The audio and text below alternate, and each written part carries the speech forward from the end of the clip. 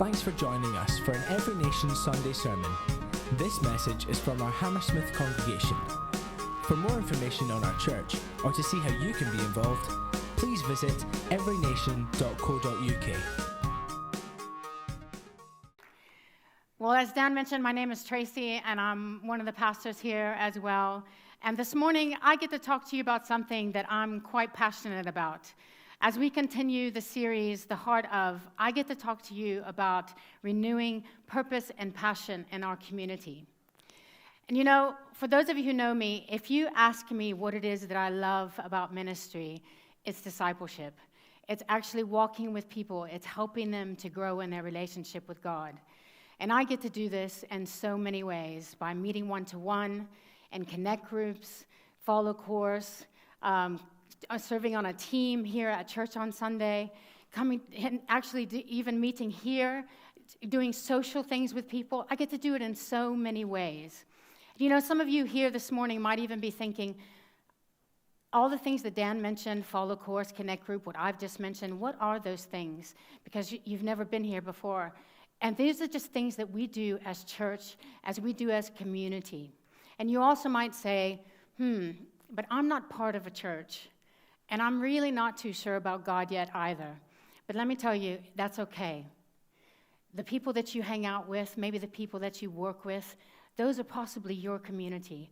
But I also want to let you know that we would love you to be a part of our community as well.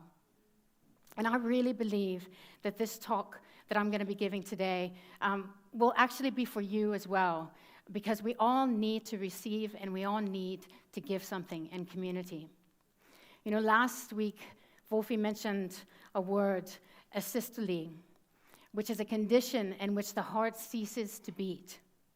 You know, when it comes to being in community, some of us might be active in what we do, but we have ceased to feel the heartbeat of what is essential for us, or why it's essential for us.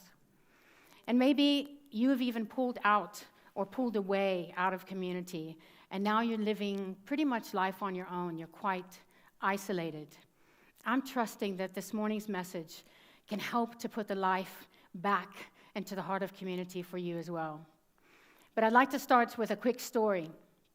You know, on June 18th, 1956, a freak accident happened on a lake in New York. A speedboat was flying across the water, and it hit a wave, and two of its passengers were flown out of the boat. Those two passengers were a 50-year-old man and a little girl. And as the boat was circling back around to save them, the man swam to the little girl and held her above the water to keep her head above the water. And when the boat got to them, they were able to rescue the little girl. But unfortunately, the man sank and he drowned. That's how Dawson Trotman died, the founder of the Navigators, an international discipleship ministry.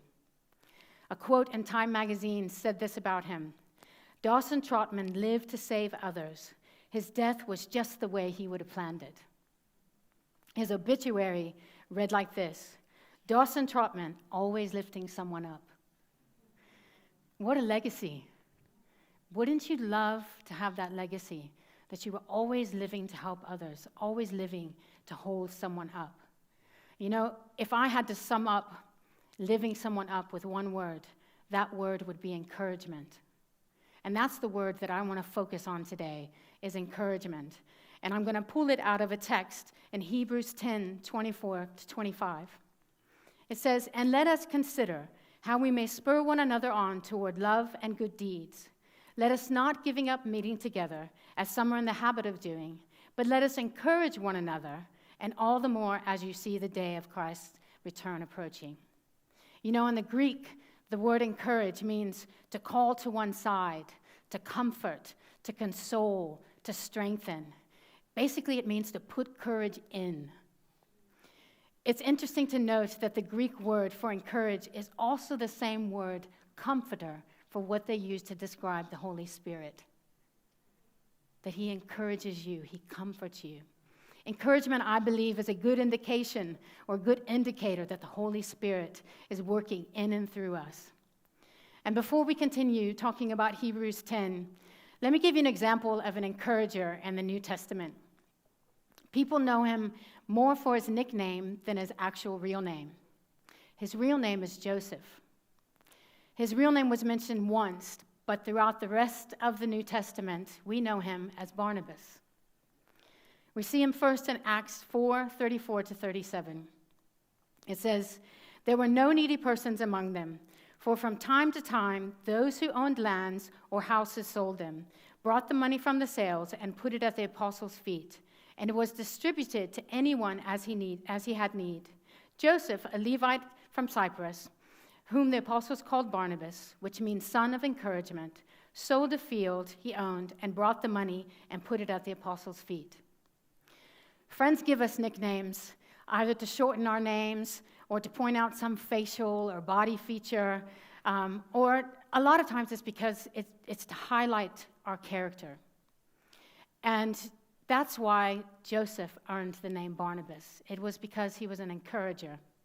You know, I've had a few nicknames over the years, and one of them that really makes me chuckle sometimes is the nickname Pitbull. And it's because I don't let things go. I persistently go after something that I believe in. And some people who I've mentored or discipled have actually been the ones who've called me that name because they're like, "You didn't let me go. You didn't give up on me. You persisted in me. You're like a pit bull." Based on his character, the apostles dubbed Barnabas son of encouragement, one who encourages. Let us ask ourselves, I was called pit bull. If you were given a nickname for who you are or what you do, what would it be? If your life was reduced to one name, what would it be? Would it be something like Barnabas? Or would it be grumpy or sneezy, sleepy? You know, what would it be? Acts 11:24 describes Barnabas as a good man, full of the Holy Spirit and faith. You know, as you read about him in the New Testament, you see him sticking his neck out for a man named Saul, who was later called Paul. And you know, when Paul became a Christian, or as he became a Christian, he was a brand new Christian, but he had really persecuted many of the Christians. He had actually brought many of them to jail, gone after them. So when he first believed in Jesus, nobody really had confidence in him. The Bible actually says when he came to Jerusalem, he tried to join the disciples, but they were all afraid of him, not believing that he was really a disciple. But Barnabas took him and brought him to the apostles. Barnabas supported Paul when nobody else believed in him. He encouraged him. He said, "Come on, it'll be okay. I'll go with you. I'll vouch. I'll tell them that you're the real thing." You know, I wonder what would have happened if Barnabas had not been there to encourage Paul. If he hadn't been there to say, "I see something in you. I know that you can do this. Let me help you." Paul ended up writing almost half the books in the New Testament.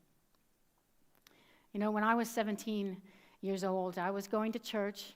I was active. I was going to youth group and everything, but I was doing my own thing. I mean, I thought, okay, I'm fine where I'm at.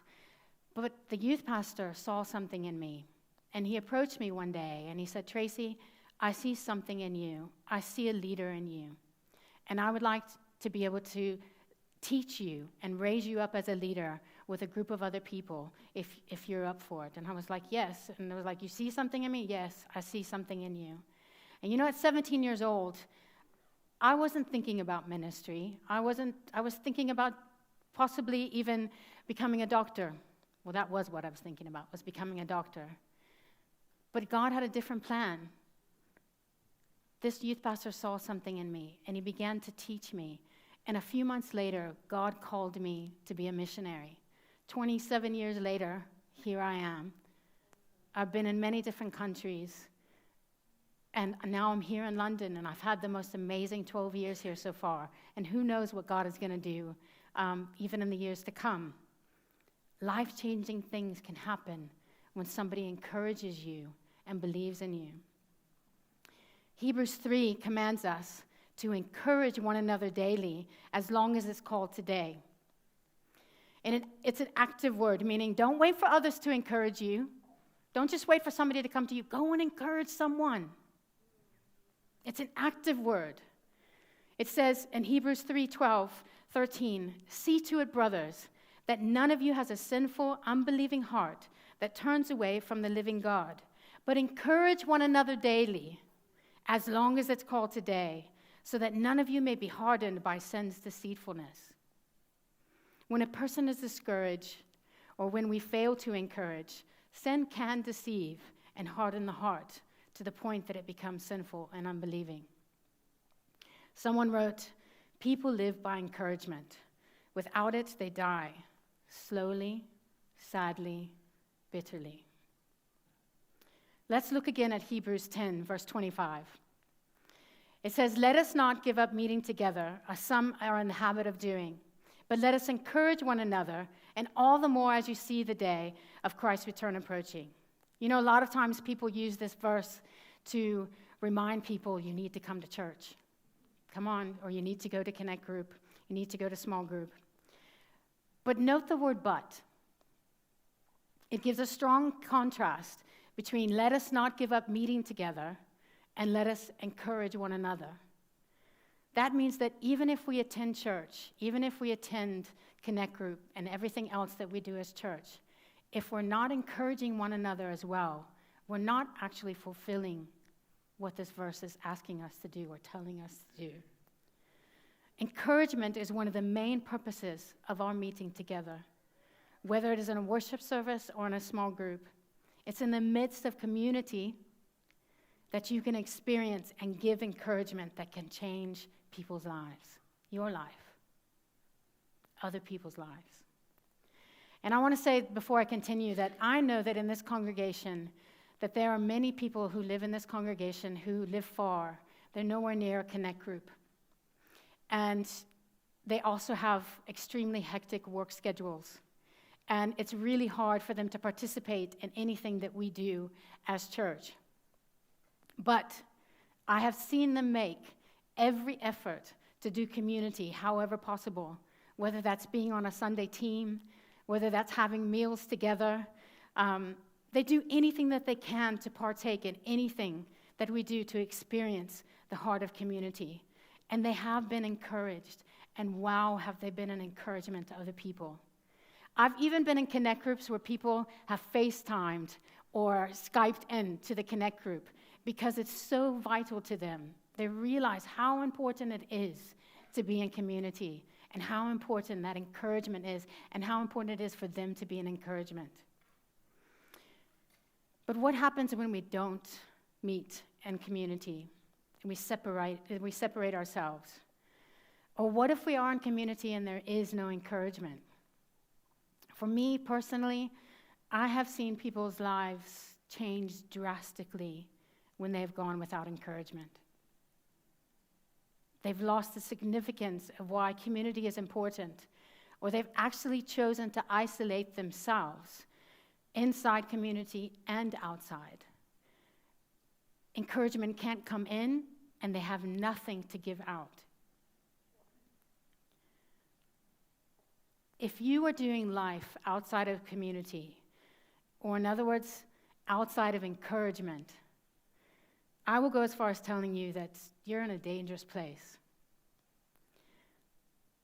And I want to encourage you. I want to encourage you to position yourself to be back into community so that you can be encouraged and that you can be an encouragement to other people.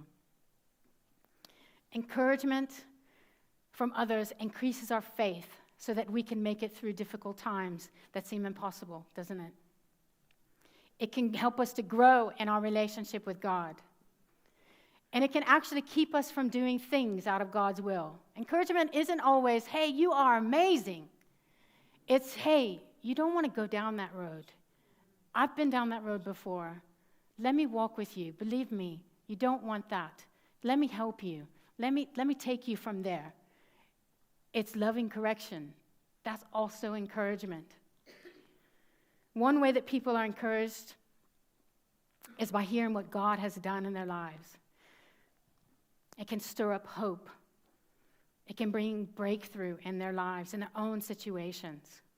It can also push you to go above and beyond what you thought that you could do. That's exactly what happened to me when I was 17 years old. I had no idea that I would be where I am today, doing what I'm doing today.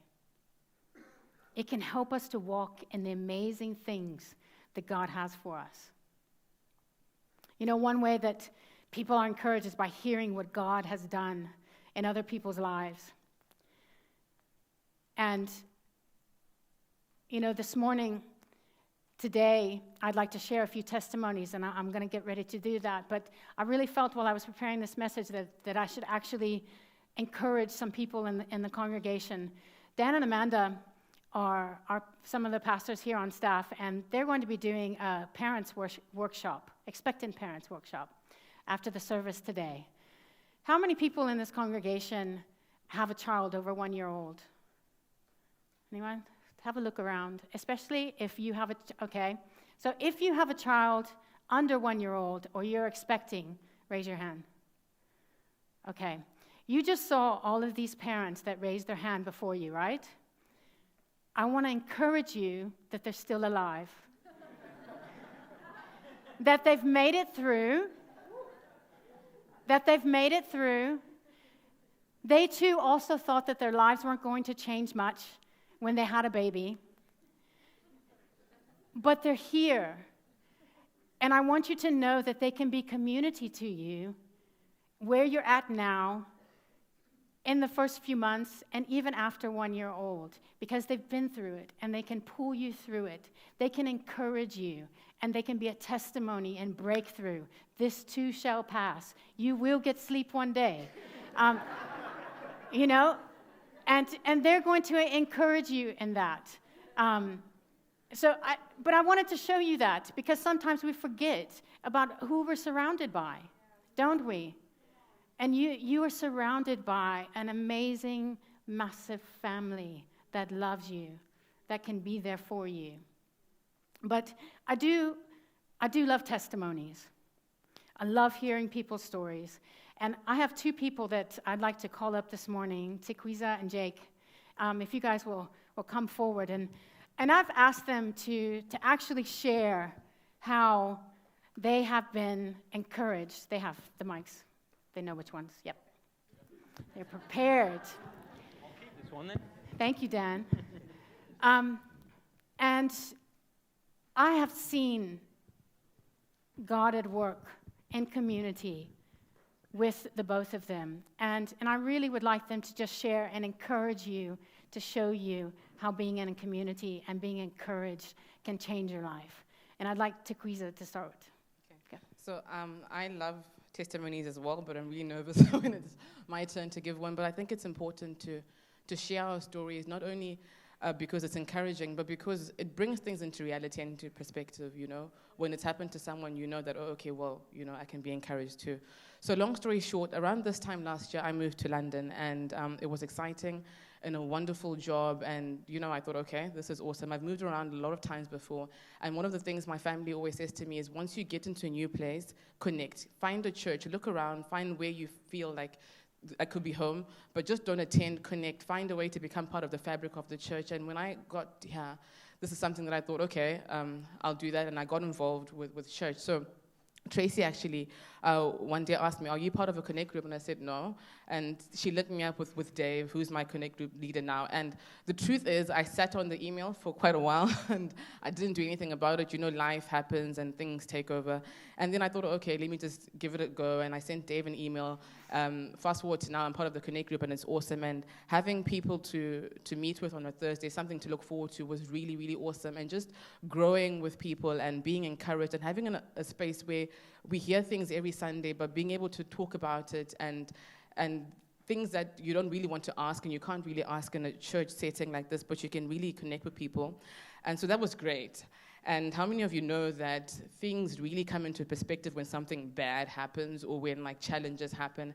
And that's what happened to me. So in January of this year, I was taken ill unexpectedly, and it was just the last thing on my mind. And I remember going to hospital, being told that, okay, you have to go check yourself into hospital and you're going to be there for an indefinite period of time.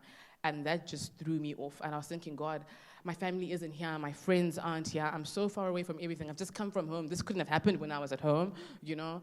And I remember saying, okay, but God, if I'm with you, then it's going to be all right. You know, I really need you to show up in this moment. And God didn't come on chariots of fire, but he did something that's equally awesome. And people in my Connect group really, really showed up from having messages and people come through. And a lot of people who visited me at the time, it was a complex situation, so it wasn't very comfortable for people who came to visit me. And it took a lot out of them. And also moving from West London to East London, it's like coming across the world, really. And so people made the effort, and what was so significant in that time was people who were on the Connect group WhatsApp message, who had never met before, you know, came. Ali came, Traci came, and the difference, you know, when you're in a place of despair and you don't understand and you don't know what's going on and you're really, really hurting and everything is out of there, when God chooses to love you, he uses people to do that. And I remember the nurses saying to me, you know, we can see your report, we can see why you came in here, but why are you so happy? Like, how are you okay? And for me, it was really because people encouraged me. People came. And even sometimes you don't want to see people when you're in hospital, but when they come and they encourage you and they pray with you, it's that significant. So my exhortation to you is allow yourself to be loved and to love people. Connecting is not just really about being encouraged, but also encouraging. And what you need to do, really, at least in my experience, is to put yourself out there, put yourself in the space. You know, church has so many structures that allow you to connect, but it doesn't mean anything if you don't put yourself forward. And so I exhort you just to do that. You know, take a chance and send that email. Thank you very much. And you know, Tikwiza, I actually asked a few people who know you if they could describe you in one word. What name or what word would they give? And the word was joyful. More than one person said joyful. So I just want to encourage you with that. You can put down. Thank you. Jake, share with us. Hi, I'm Jake. Hi. So basically, when Traci told me about this, she started, please don't say no right away. Then I did. she started talking. Then when she told me, I want you to testify, oh no, I was like, oh no. But you know, I have two reasons. That's why I'm here. It's first, I don't want to miss an opportunity if I'm going to share God's goodness and God's faithfulness in my life. Then second one is, it's just I'm really thankful for this church. I'm not cheesy. I'm just telling the truth. So. First, I came here last 2010. That was 7 years ago. So let me tell you, I cannot tell everything, but let me to make the long story short, my life was a disaster from day one.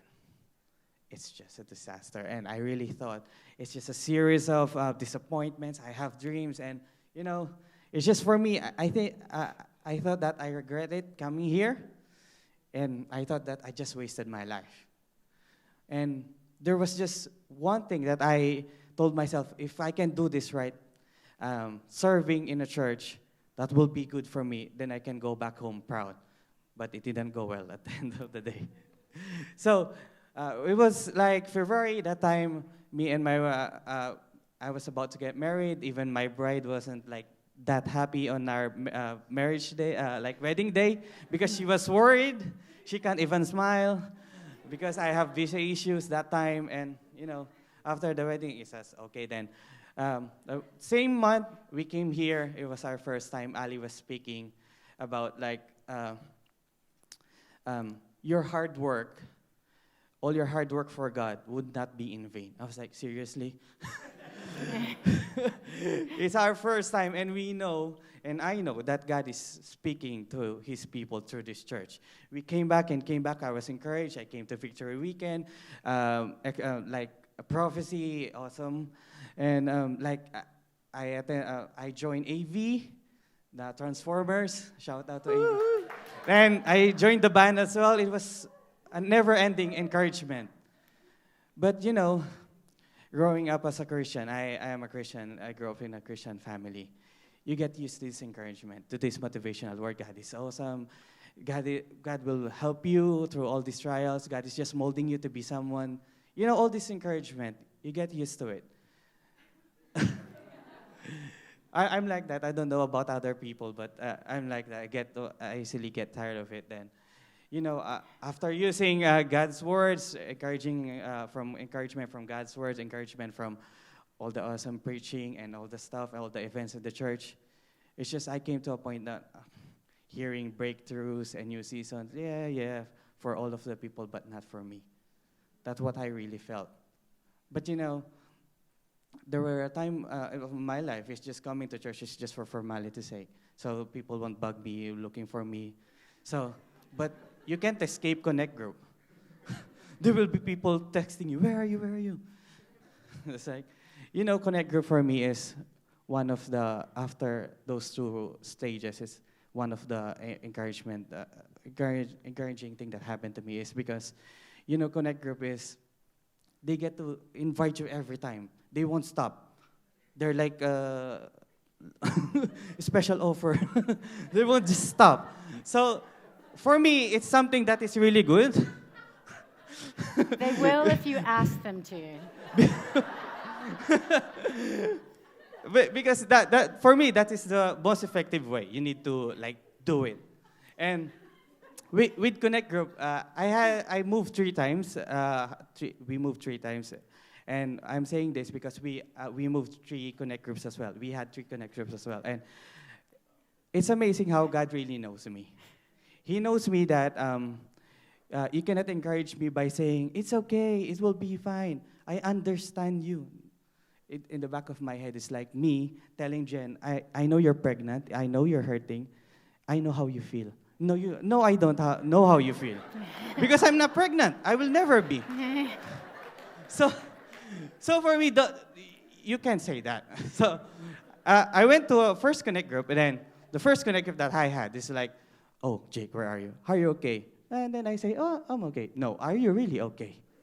Then, okay, then in the first Connect Group, it's just that little by little, I really have a trust. I have trust issue. I don't share stuff, personal life, but because of that Connect Group leader, little by little, I started speaking up.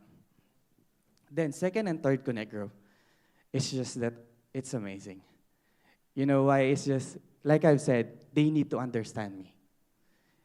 The second and third Connect Group is, if it's not exactly the same situation, they know the root cause of my insecurities, all my frustrations, everything that I'm hurting, they understand it, and I can never say that they just making things up because it's their experience. That's how I was encouraged because of Connect Group. And to all the Connect Group leaders and Connect Groups out there, don't be discouraged, but be encouraged, because I won't be here in front of you if it wasn't for Connect Group. Thanks. Let's give them a big hand, both of them, to Chris and Jake. Thank you.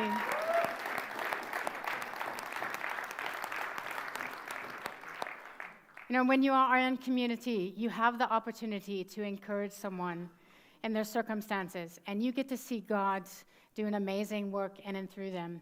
And we're not just community just here in this building or even in our groups. We're community in every nation internationally.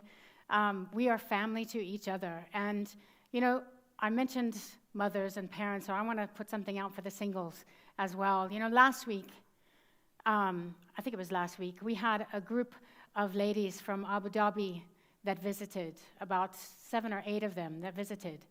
And they enjoyed the service, but at the end of the service, I don't know why, but somehow singleness came up. And I'm still single, waiting for my Prince Charming. And something just rose up inside of me to say something to one of the ladies that was there. I had no idea what their status was or anything like that. And I mentioned that I was single. And her eyes got really big. And I just said, I want to encourage you. And she said, I'm also still single. And I said, I want to encourage you not to let your singleness stop you from what God is calling you to do. And she said, and she basically almost did like this. And she said, I wish that the other ladies could hear what you just said. And I said, well, they can. so we went downstairs, and she called them all together. And I encouraged them, and I just said, look, I'm this age, I'm still single, I'm still waiting, but I'm not letting that stop me from what I know that God has called me to do. And I want to encourage you to not do the same. Whether you're a woman or whether you're a man, no matter what your status is, don't let it stop you from what God is calling you to do. That was community because they were part of our family. And I was able to encourage them in that moment. Encouragement. So it's not just waiting. You have something to say to other people. You know, Jake just did a big promotion for our Connect groups. I'd like to ask, for those of our Connect group leaders that are here this morning, I know a lot of them are still away, but if you're a Connect group leader, could you stand for me this morning, please?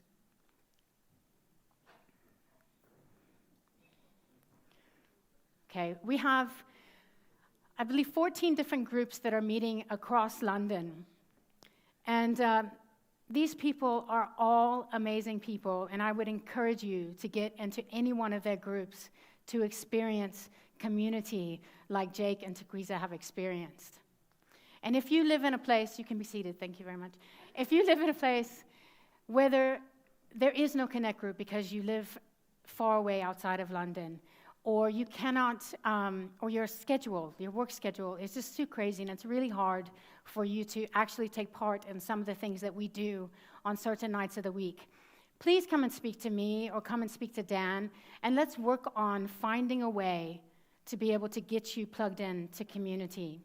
Our Connect groups normally meet on a certain night of the week, but some people are able to go to Follow Course, which meets on another night of the week, and maybe that's what will work for you. I really hope that I've brought back to life a little bit about what the heart of community is this morning. We all need encouragement. We all need to be an encouragement. It's essential to us. Charles Swindoll wrote, "I know of no one more needed, more valuable, more Christ-like than the individual who is committed to the ministry of encouragement." I started by sharing the story of how Dawson Trotman was labeled as a person who always lifted people up. In his funeral, in closing, Billy Graham summed up Trotman's life this way: "I think Dawson Trotman had personally touched more lives than anybody I have ever known. You too can touch loads and loads of people's lives by encouraging them." Amen.